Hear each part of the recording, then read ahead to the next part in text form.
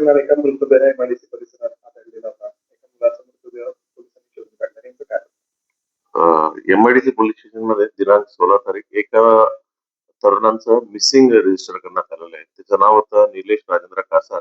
हा राहणार जामनेर.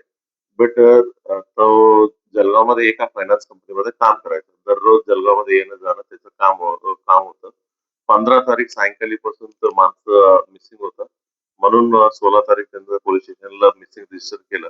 रजिस्टर केल्याबरोबर म्हणजे त्यांचं लास्ट लोकेशन कुठे होतं, त्यांनी शेवटी कोणासोबत बोलले आणि त्यांचं कोणासोबत दुश्मनी आहे का, हे सर्व विषयावर आम्ही सखोल चौकशी चालू होते. त्या दरम्यान त्यांचं एक मोटरसायकल आहे, इथं जळगावमध्ये शिरसोली आहे. ते गावाजवळ रोडच्या बाजूला पडून आम्हाला सापडण्यात आलं.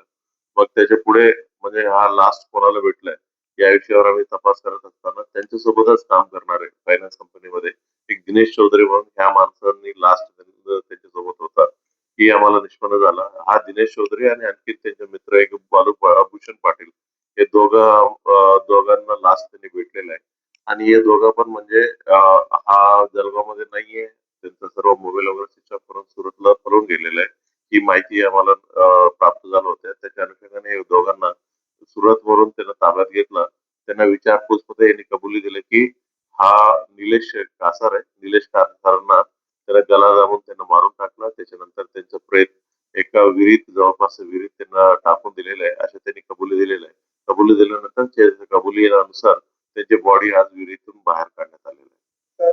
चिरसुलीच्या जंगलातून तलावातून काढण्यात आली का body?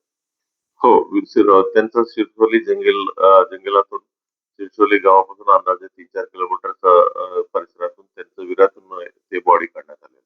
तर नेमकं कशा कारणामुळे मारलेलं काही खात्री करतात? नेमका अंदाज एक्झॅक्टली ते सांगता येत नाही. म्हणजे अजूनपर्यंत जे आरोपी आहे स्टेटमेंट बदलतायत. आम्ही एक्झॅक्टली कन्फर्म झालेलं नाहीये. बट प्रथमदर्शनी म्हणजे किरकोळ कारणास्तव म्हणून त्यांना आता सांगतायत. बट किरकोळ नाही, काहीतरी वेगळं कारण आहे असे आमच्या डाऊट आहे. 1-2 दिवसात ते पूर्ण क्लिअर होईल कारण काय.